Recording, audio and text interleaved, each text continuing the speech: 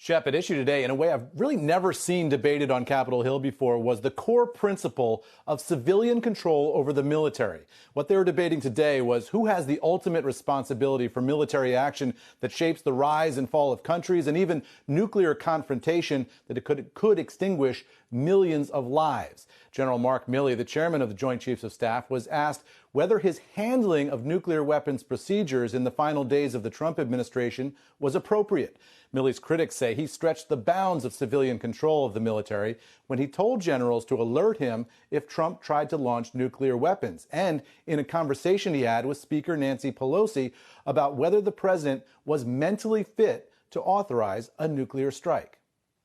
I explained to her that the president is the sole nuclear launch authority and he doesn't launch them alone, and that I am not qualified to determine the mental health of the President of the United States.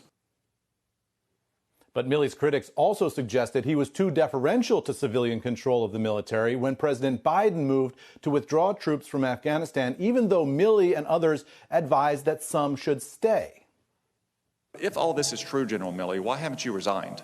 It would be an incredible act of political defiance for a commissioned officer to just resign because my advice is not taken. This country doesn't want generals figuring out what orders we are going to accept and do or not. That's not our job.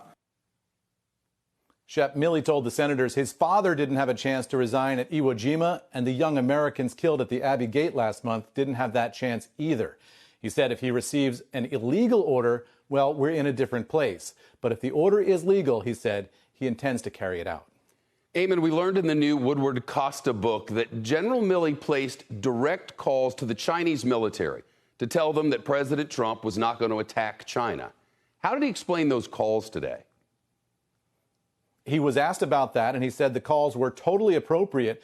He explained the Chinese had developed their own intelligence that Trump might lash out at them, and it was his job to tell the Chinese that wasn't true. He also said all the correct people in government and at the White House were aware of those calls at the time. So he argued he was being faithful to Trump's intent, and therefore he didn't violate civilian control of the military. Shepard Smith here. Thanks for watching CNBC on YouTube.